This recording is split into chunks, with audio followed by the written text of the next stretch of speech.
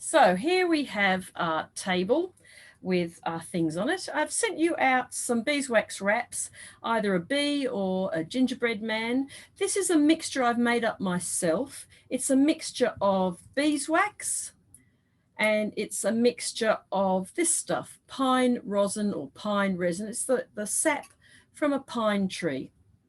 Now, when you mix these two things together, what you get is stickiness from the pine rosin. That's what makes commercial wraps quite sticky and behave a little bit like Glad wrap. And pure beeswax, which is something that keeps everything waterproof, water resistant. And then the other thing that we also add to this, which I haven't got in the picture here, is about a tablespoon of oil. It can be olive oil, it can be jojoba oil, it can be coconut oil, and that's to make your wraps bend, pliable.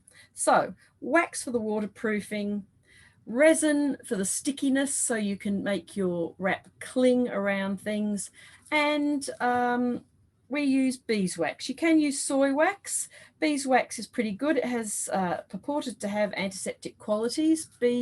Beeswax and honey doesn't really go off. And I've also got in your kit, you've got some string and some buttons, and I'll show you what we're going to use those for in a few seconds.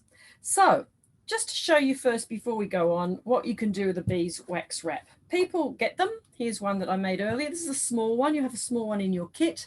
Small ones are great. They're great for putting on top of small containers, wrapping small leftovers, tiny bit of Parmesan cheese, for instance, the lid of something that you've lost, the top of a bottle. So really quite a handy size. In fact, the size I probably use more than any other. Once you've got the beeswax mix melted onto this, you can put it onto things, and people often just go like this and heat it up with their hands, and that's okay. But once this goes in the fridge, the wrap will slowly start to unravel itself. So the best thing to do with a wrap is just like with Glad wrap sticks to itself. If you just wrap Glad wrap on something and it doesn't touch another piece of Glad wrap, it too will unravel. So when you're using a wrap, what you need to do is bend it over itself and then press the heat down, and the wax will stick to the wax, like Velcro sticks to, the Velcro-y side to the smooth side.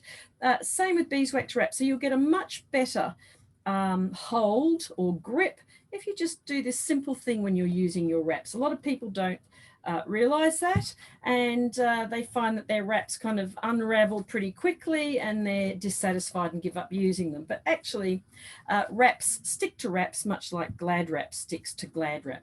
So there we are. I've got the heat of my hands to heat it up like so, letting it stick together. I could turn it upside down if this is in the fridge and rolled over. My little bit of cheese would stay in there. Another thing to say is, even though this is waterproof, I wouldn't put liquid in, mainly because when you come to cleaning your beeswax wraps, it's going to be harder to get liquid off. So you really use it for bits of cheese. You would not use it for meat or fish, where the juices of the meat or the fish will sort of sit on the surface and be a health hazard. So it's good for half an avocado. It's good for a piece of cheese. If you've got a big one, it's good for covering a big bowl, making bread instead of a tea towel, because you can grip around the sides. So that's how you use a beeswax wrap. Another use for a beeswax wrap is as a lunch wrapper. They're really good for packing a sandwich. And here we go. Here's one I made. And this is why I provided you with buttons. What you do is you put a button on each side. Okay, so I put a button here, about the middle of the wrap, and about here. And I get my wrap, turn it the other way around, get my sandwich, squeaky sandwich, lovely cheese and something. And then I basically wrap like this. I get my wrap where the button isn't, put them together, turn that round. Here's my first button, button number 1. And here's my second button, button number 2. And you should also have in your kit a little bit of string. So you sew these 2 buttons on, and once you've got the string there, you can tie up your lunch, your sandwich, your piece of cake, your brownie, whatever you've got that you're taking to work.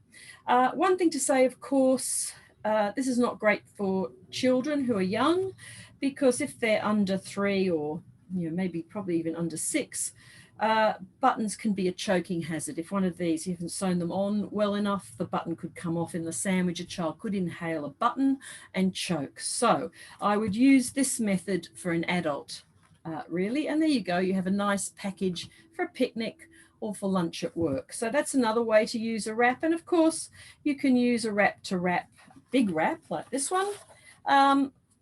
You can use to wrap a big loaf of bread, anything, or as I said, a big bowl. This would cover a big bowl. And again, like before, you fold over the beeswax wraps, heat it with your hands or your fingers, and it should stick. So that's the uses pretty much of the beeswax wrap. To clean them, don't wash them, don't put them in the dishwasher. You wipe them down with warm, not hot water, because you don't want to melt the wax again. So you wipe it down with a cloth with maybe a little bit of detergent on it, and then rinse it out with cold or lukewarm water. This is also why it's not really appropriate for wet things or things that might get caught up on the fabric and start to go off. You want things that will remain fairly dry, I guess. So sandwiches, a piece of cake, a biscuit, that kind of thing. Or for the top of a bowl where it's not touching the actual liquid or mix that you might have in a bowl. So you also need, and I'm sure you've got one by now, you'll need an old towel, the sort of towel you might use to wash the dog. Certainly not a towel you want to use again, because as you can see on this one, this is a towel I always use for my beeswax wraps. Little bits of wax may get on the towel. Pretty much impossible to get out, very difficult. So use an old towel to protect your ironing board or your work surface. And I also have a knife here that I use all the time to take scrapings of wax off, like so. It cuts very easy. It's quite soft, this wax, like so. I can cut it off my gingerbread man too. I want to get little bits off, and I use a knife. And again, of course, if you do have it on your knife, make sure it's not your best, not your wedding present knife. It's just an old knife. And I just use this knife now just for beeswax wraps. I don't use it for anything else because it's very hard to get the wax off without using lots of boiling water. Now, back to the wraps. I'm going to send you a recipe of how to make beeswax and rosin mix, the right proportions to use and how to do it. But one thing to say is it's a bit of a pain because resin has a different melting point to wax. The wax will melt fairly quickly and easily, nice and smoothly in a double boiler. But resin, even if you get it in powder form, will form big clumps. It takes much longer to melt into the wax, and it makes a sort of a toffee-like mixture. So you've got to constantly stir and stir and stir the mix. So often it takes me at least 3/4 of an hour to an hour just to make the mix of beeswax and rosin and oil. Takes at least an hour, really, and then also cleaning the utensils you've used. So it's a bit of a pain to make. You can make just pure beeswax wraps. People do that, put a little bit of oil again in to make it a bit pliable, but you won't get the stickiness that you get with rosin. And it tends to crack a bit more, I find. So you get cracks in your wrap, and food and little bits can get into it, and you have to refresh your wrap. And I'll show you how to do that later. Refreshing your wrap is something you can do. So I've got my cloth here. I'm going to get a piece of greaseproof paper, not the sort with wax on it, baking paper or parchment paper or tracing paper. Also to say, you can buy beeswax in blocks, doesn't have to be in pellets. I use the pellets because it makes it nice and easy. The wax I've got here and the wax here is yellow. This is a slightly lighter one. You can get wax that is white, has the yellow extracted, and that's done through some kind of process where they spin the beeswax and the yellow is separated from the wax.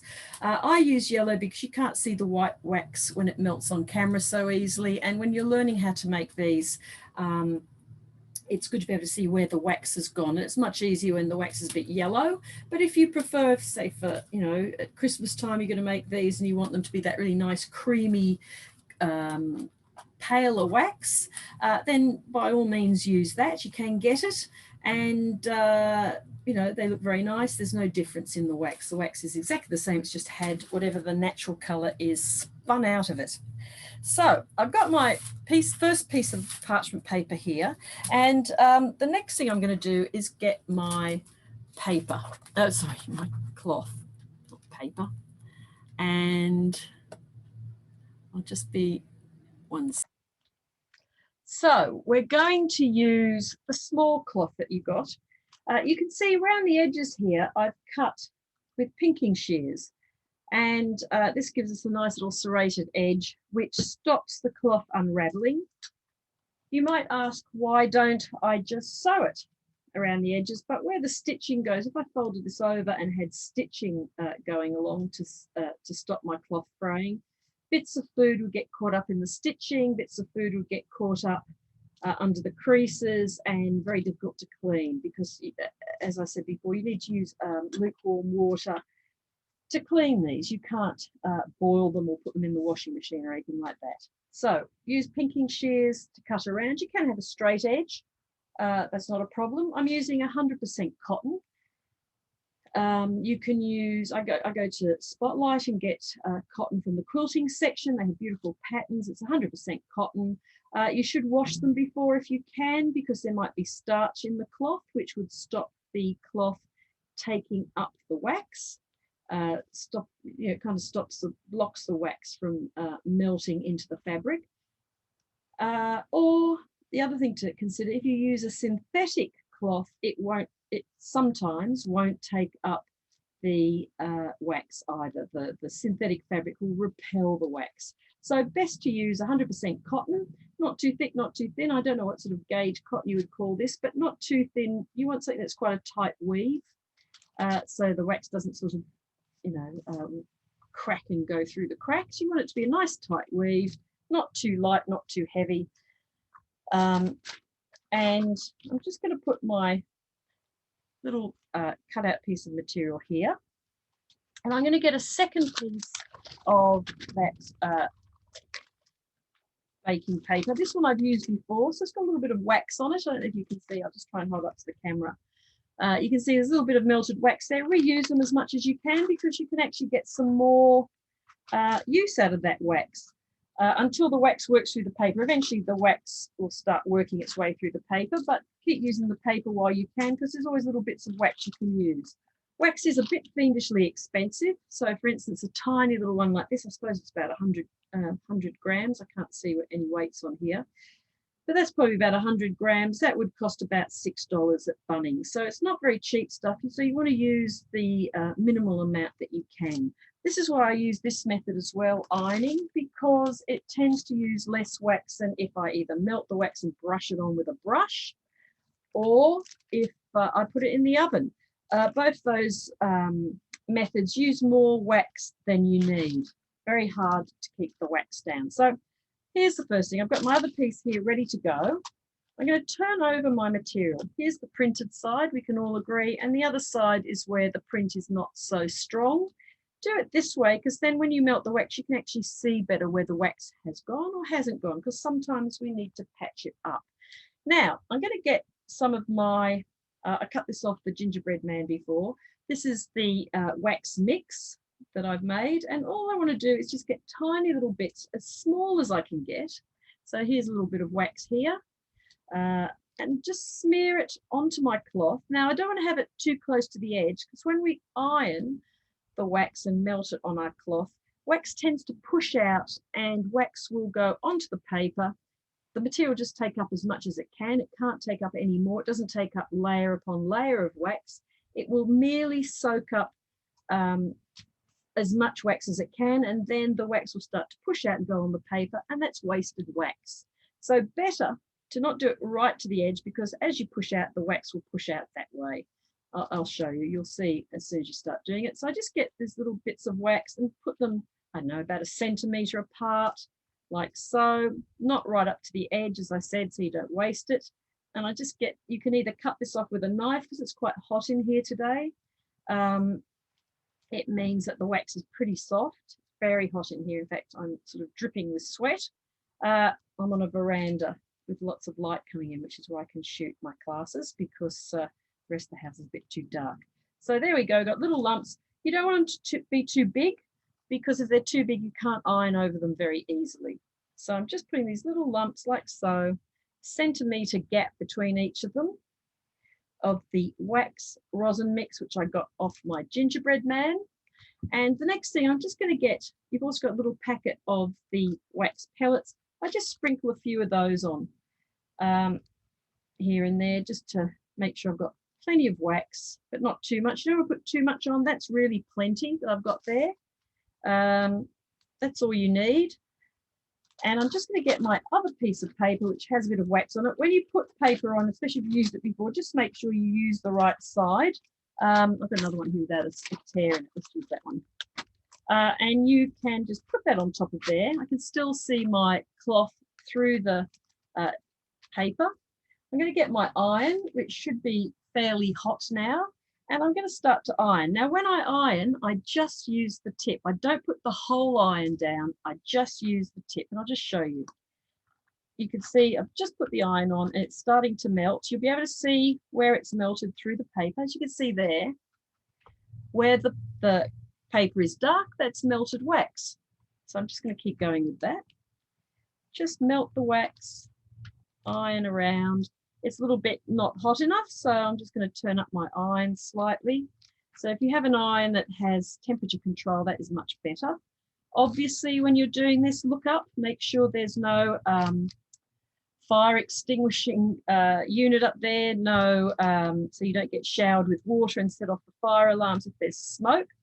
If smoke does start to billow up from your iron, it's too hot. Turn that, put it aside for a minute, cool the iron down a bit.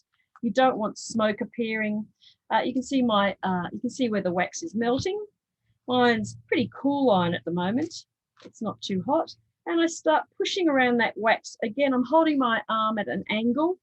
You don't need the gym if you do a lot of this. It'll start building up your muscles. It's quite hard work holding an iron on an angle. I'm holding it on an angle like that. That's sideways. And here I go. I'm just going to keep ironing here, pushing out, starting from the center, pushing out that wax to the edge of the cloth. It's really easy, this first little one that we do, obviously because it's small, so easy to get the wax around. And I'm keeping on, just ironing away. And when the wax has all finally melted, that's nearly melted, I've still got a bit there, you can see where the wax is pushing out, where the cloth can take up no more wax. It will reject that wax and start to push out. And at the end, I put the iron flat and I finally do go right round. And now you have to work quickly because if you let it stick to the paper for too long, you'll get lumps of wax on your cloth. So I'm just going to blow it in the breeze. Be careful, it is hot. You can burn yourself if you're not careful. You can either pin these up. You can see the shine on it where the wax is taking. It's cooling down, it's not drying. Obviously, wax doesn't dry, it's not wet, but it does cool down. And as it cools down, we can observe that it's all nice and smooth. If you've got sort of ripples and marks of excess wax, that's because you've left it on the paper too long and haven't taken it off quickly enough. You want to take it up while the wax is still liquid, like so. Now, you can put a cloth like this in the oven. Exactly the same, put your wax on it, like I did before. But when you do that, I have always found something happens. The phone rings or I get distracted in some way and I end up with a burning brown, black cloth that's just on fire in the oven because it's very quick for that wax to melt in the oven and I get wax everywhere. It's messier. So this is really my preferred method. You can, of course, use the same mixture, everything the same, except you put it into the oven, put it in, if you do that method, put it into the oven for 30 seconds, keep checking it, little amounts of time, because it very, very quickly can set on fire. So I think for me, this is the preferred method. Quick, easy. Here's the excess wax you can see, and what I can do is I can use that for my next one. So let's just go to the next size wrap. Here's a medium, not that big, it's sort of a medium one. I can put that on my wax there. That's great. That will take up the excess wax. That's flat. It's a bit unflat. Again, here's the pattern side. Here's the reverse, and that will show up our wax a lot more easily. So I'm just going to do one more of this size. And again, I'm just going to, again, just get little bits of wax. You can do this along with me. Just tiny little, in this case, I can do it like this, but if the wax was harder, if it was a colder day, I can cut it off and just put little smears of it. And I don't put it too close together because the wax will spread and fill in all the gaps. Now, if it doesn't fill in the gaps, this one is perfect. There's no gaps. You'll be able to see them when there is. There's often gaps when you do a bigger piece of cloth because it's just a bit harder to spread the wax. And I'll show you that. It might happen with this one, but it will probably happen with the very big piece of cloth at the end. Well, I say very big, you know, it's about a foot by a foot, I think. The one that's perfect for a lunch wrapper. So I'm just getting this wax, just putting little smears of it. Some of them are a bit big, so I'm going to just take those. It's a bit like putting on sort of sticky margarine kind of weird stuff. So I'm just putting little smears on there. As I said, in the winter, on a cold day, it wouldn't smear like this. You just have little lumps. Or shavings, you can use a cheese grater to grate this guy. You can just use a grater, or you can just cut it off like so with a knife. And there you go. So I've got a smear of all my pine rosin and beeswax, and now I just get a little sprinkle, whoops, of pure beeswax. In your packs, you've got enough to make the wraps I've got here and a little bit left over. So you can experiment. You can make your own beeswax wraps with just beeswax, a little bit of oil, and I'll send you the recipe for that. See what you like. Some people don't like the rosin. They don't like the stickiness. Some people do. So it's really a taste thing. Also, when you get your recipe, you might find these wraps are too sticky or not sticky enough. Just experiment a little bit. If you do get hold of some rosin, I'll send you the addresses where you can get that on the internet.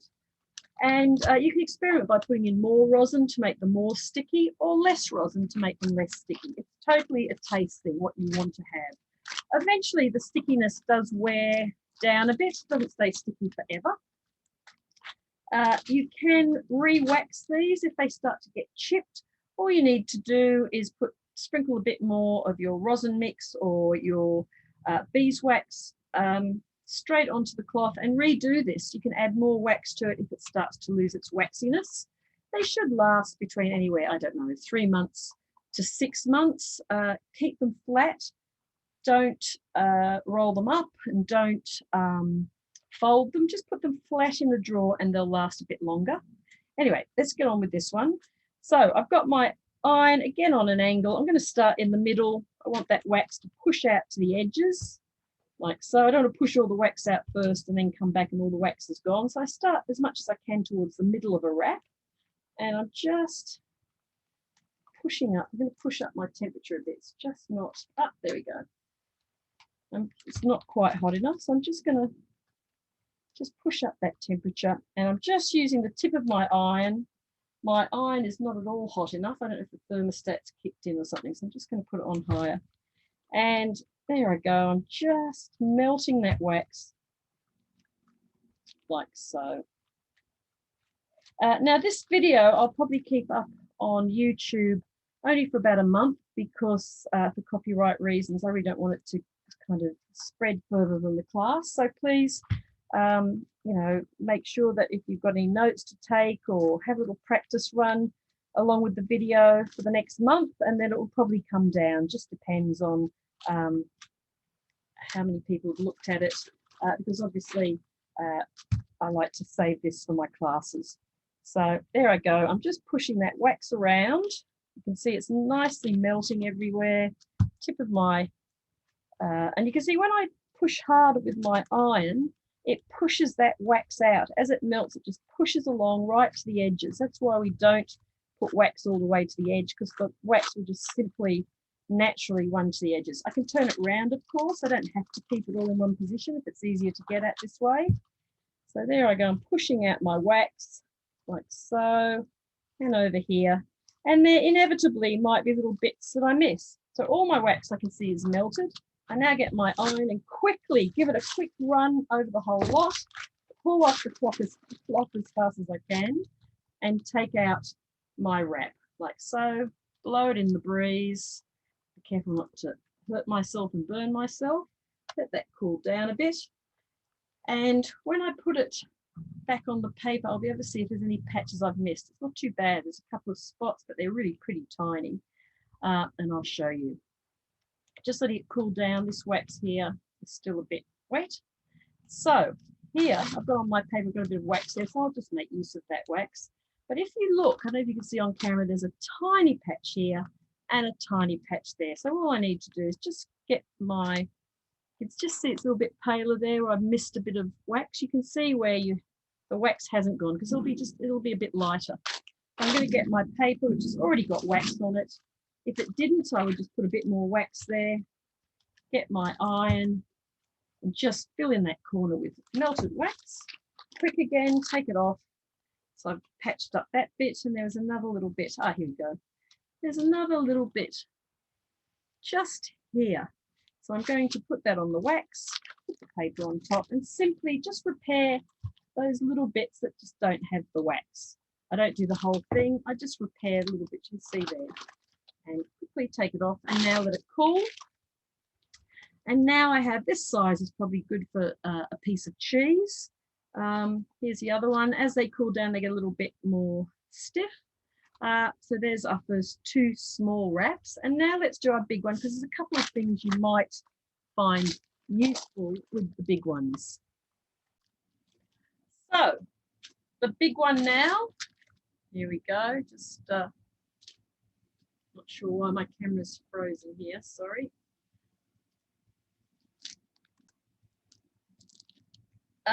Sorry about that little pause that might have occurred there. Not sure why that happened. Just to make sure I'm on the same page, I'm just going to just make sure that we can see everything on here. Pin that one, right. That's making sure that our picture's there. So here's our big one. This time you might find your cloth is too big for the paper. No problem, fold your cloth over. You can use, if I put wax on this, the wax will soak through to the next layer. All the material will just soak up that wax. So again, let's do it with the non-print side up. Fold in half, like so, and I'm going to put on diagonal. I can do just one half first and then do the other half. So I'll show you. So if you've got something that's just too big for the piece of paper you have, I'm going to try and make the most of the wax I've got sitting there already. Fold your cloth in half. You might even be able to fold it in quarters, but I think half is about right. I'm going to get, just like before, the reason I'm just showing you how to do a really big one, it's exactly the same process, but sometimes you do need to fold it in half so you can get the paper covering everything. Again, with an oven, you also have to have quite a big oven if you want to do big ones like this, and you also have to keep it flat in the oven. It doesn't really work folding it over like this in the oven so well. So if you want to do really big wraps, I find this kind of works quite well. And of course, you can just melt the wax mix. You could melt this guy in a saucepan and use a thick bristle brush and just paint the wax on. But you do use up an awful lot of wax and waste a lot of wax that way, as I said before. So there I go. I'm just putting the wax about 1 centimetre or so away from each dab. Another thing to say is I've cut this, I told you before, I cut this with pinking shears. Do it before you put the wax down, because if you cut, it does give a nice finish when you cut when the wax is already in the cloth, but the wax will clog up your brush eventually and clog up, not your brush, sorry, your scissors, your pinking shears eventually.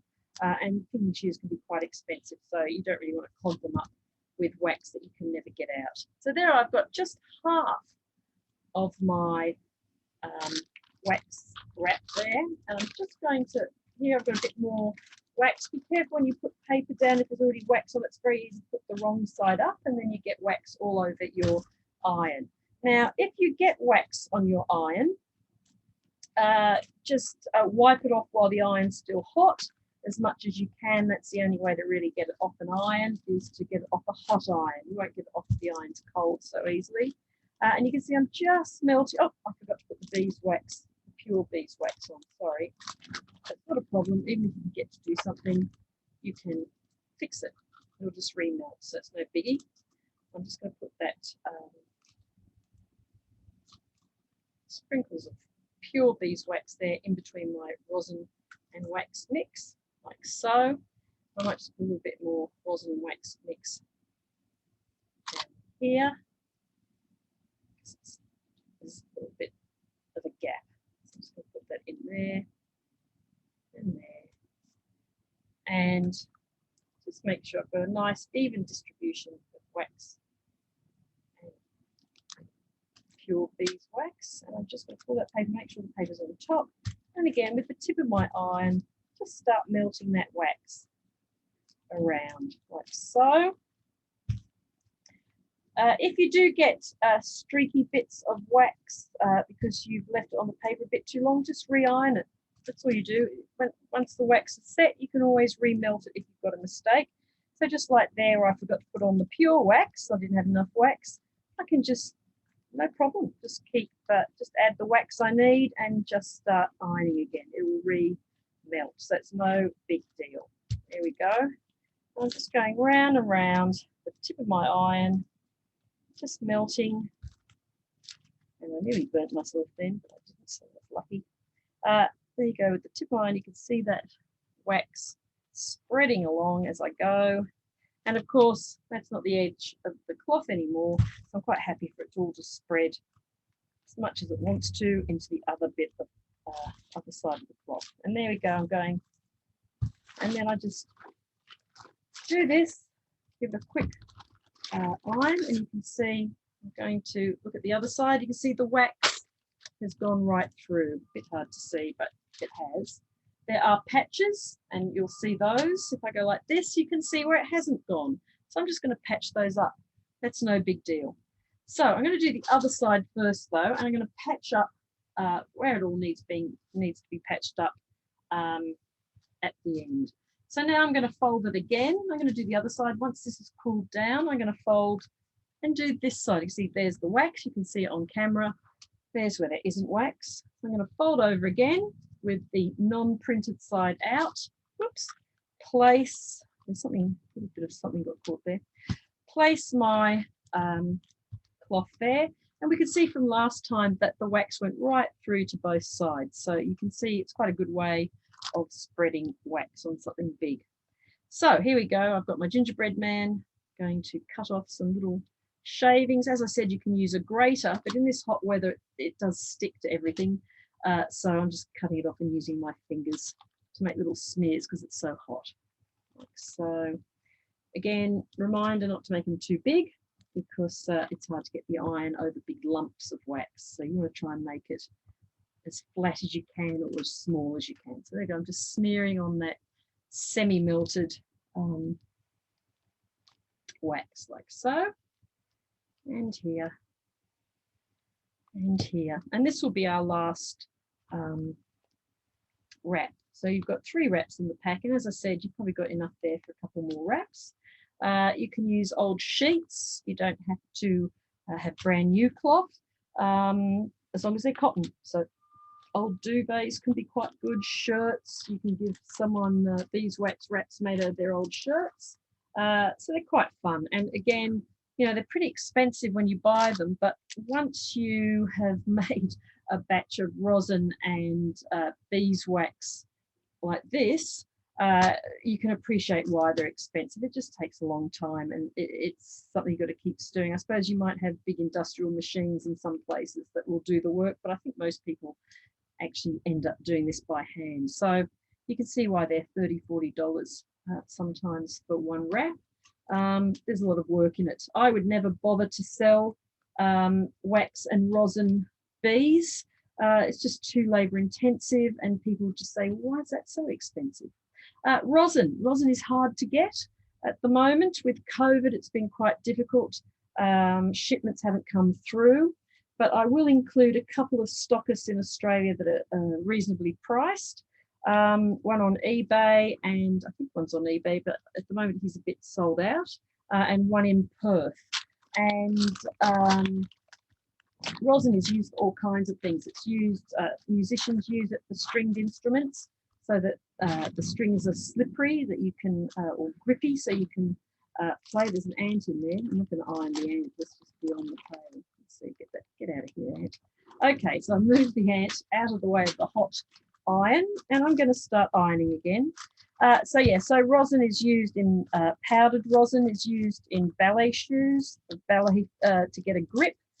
So it's used often for industrial processes to have to use to put on things so you can get a good grip on them. Same for ballet shoes, so your toes get a good grip in the ballet shoe if you're doing point work. And also, as I said, for musical instruments, to wax violin strings, for instance, or bows rather. You wax the bow so it kind of grips the string and plucks the string better. I'm not a musician, but that's my understanding of it. So you can sometimes, if you can't find rosin anywhere, you might be able to find some in a music shop or in a dance shop. Oh, you know, I forgot to put the beeswax on again. That's kind of interesting. You can see where the gaps are. Just going to now, since I forgot that, just put the pure wax in there, just to let it all spread out. Like so. There's a little bit of something dropped out of there, bits, pieces. Of course, rosin is a little bit sticky. I'm going to put a little bit there where there's some patches. Rosin is quite sticky. It will pick up dust and things. And also on the wraps, when you're storing them, you know, try not to put them next to things like flour that might spill, because it will stick to the stickiness of the surface. So keep your wraps, you know, in a nice dry place with not much to stick to it.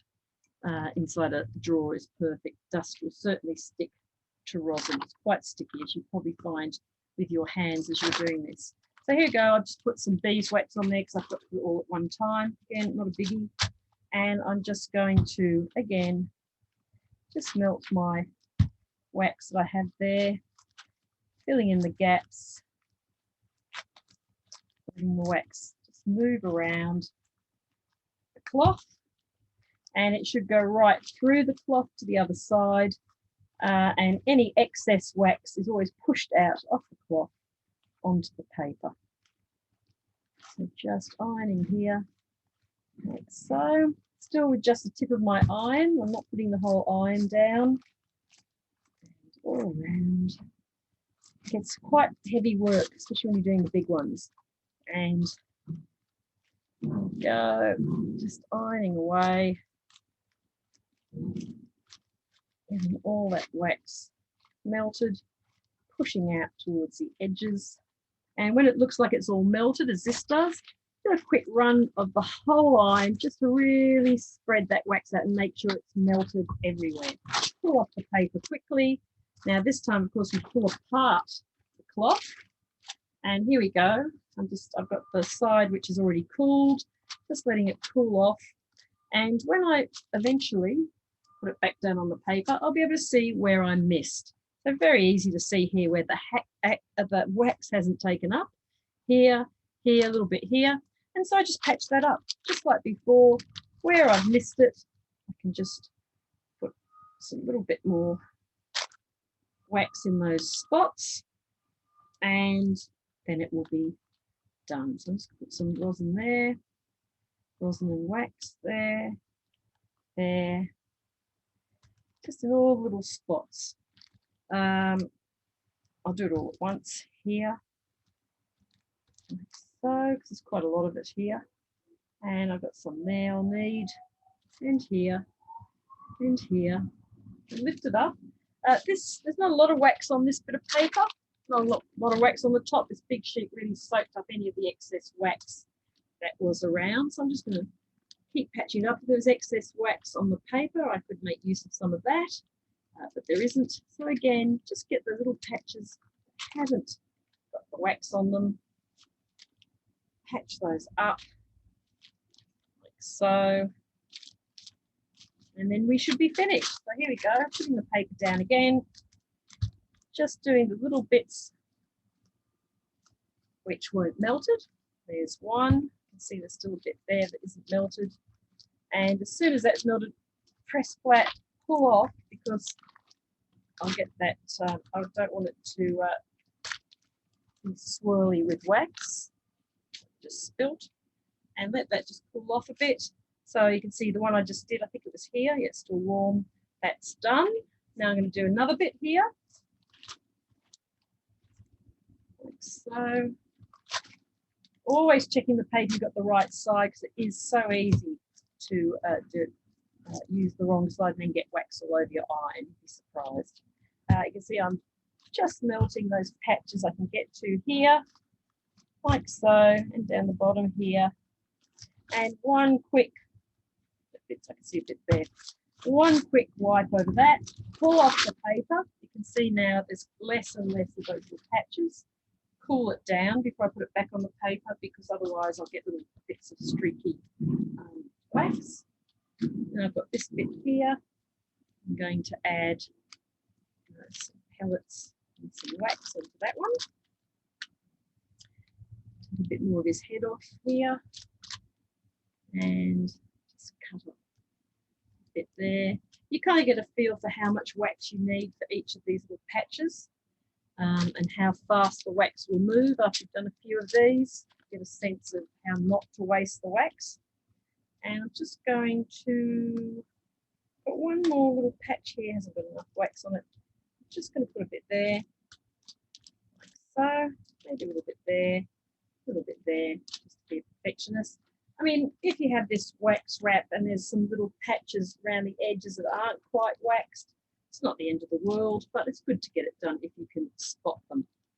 Because obviously where there isn't wax, liquids will penetrate. Just a bit there, and it won't be so sticky around the edges if I don't get all the edges covered in wax. So here we go, here's my paper again, bit by bit, doing this little bit. Like so, I can see that wax through the paper spreading. Happy with that. Lift off, because if I don't lift off, it will go swirly and sticky with wax. Let it just cool down a bit. And got a little bit there as well, so I might just put a little bit of wax there. Nearly there. This is when they're big ones, it's a little bit more finicky than the little ones, obviously. We just put a bit like so. There we go. That will definitely cover it. This is cooled down. So again, get my paper, just do those, that little patch there. Oops, there's a bit of wax. I can see it through the paper. You can see if there's any wax that isn't melted. Pull off, lift up, let it air, cool down, and I might start working on this little bit here on the other side while that end cools. And we're nearly there now. Oops. Wrong way round. See how easy it is to get the wrong way around. There we go. And again, just like so. What? And go to the other side and just get those final little bits. Here, there's a bit. Push that wax around into any gaps that you can see through the paper. Perfect. We've still got a couple more little bits. You may have turned off by now. You've got the idea. I'll finish it off. Other classes I run, I might as well talk while I'm doing this last bit. Other classes I run are bath bombs. It's a lot of fun making your own bath bombs with natural oils, essential oils. I do a painting class, watercolour for absolute beginners. That's lots of fun. So if you enjoyed this class, or you'd like to do some more classes, we do team building, hens afternoons. I've got lots of classes available. If you look on Class Bento, just put in my name, either Pamela Woods or Class Bunny. You should come up with my list of classes that are available and the dates they're coming up, or you could hire a private class with just your friends. So if you've got 10 people or more, I can do a private class for you. And hopefully when COVID is less prominent, we'll be able to meet face-to-face, and I'll be having face-to-face classes again. Of course, before COVID, I did all these classes face-to-face, which was fun. And in October of 2021, I should be having a shop here in Sydney. In Summerhill, I'll be opening my own workshop for the public in Summerhill. Hopefully, that's in the pipeline. So here we go. I think I've covered everything. There's a little bit of just a couple of blobs that got caught there. But there you go. There's a big one. So do it in, fold it in half, do it in stages, patch up. Don't worry if you miss a bit, just patch it up later. Easy to patch up. Now, if this starts to look wrinkled after a few months use or a few weeks use, depends on how heavily we use them. If this starts to get cracks and things in it, all you need to do with a wrap, bring it back to life. I've got one here. Just think if I've got one that's cracked up. I don't really have one that's particularly cracked up. But say I did, say it was this one. If it's got plenty of wax on it, I don't need to do anything. But sometimes as they get older, they get kind of white streaks and cracks, and the wax cracks. All you need to do is very quickly get 2 pieces of paper like this, sorry, that's the way around, and just give it one quick, and you can see that wax was put on months ago. If I just give it a quick run with my iron all over, the wax will remelt, redistribute, fill in those cracks that have formed, and it gets the same process. Take it off quickly, hold it up, let it cool, and you can revamp your wraps by just re-ironing them. You can put them in the oven as well, between one piece of baking paper in a tray, and you can put them in the oven, but do it for like 10 seconds, 20 seconds, and keep checking every 10 seconds because it's very quick to burn in the oven. I prefer this method, nice and easy, never sets on fire. So I would recommend this way of doing it. So here you go, I've revamped this one. Didn't really need revamping, but if it did, that's what I need to do. If the wax is worn away, obviously a lot of use, wax will eventually get rubbed off. You can redo it. You can just add more wax again and re-iron the whole thing, and where there isn't enough wax, it will take in the wax. So you can always revamp these. If they get to the point where they get very stained for some reason, you put something in like, I don't know, blueberries and it's stained everything. If that's the case, you can just put them into a compost bin. They will break down. That's the difference between plastic. So a great way of keeping plastic out of the system, out of landfill, out of the sea. So anyway, I hope you enjoyed that. As I said, check my other classes if you'd like to do one, and enjoy your wraps.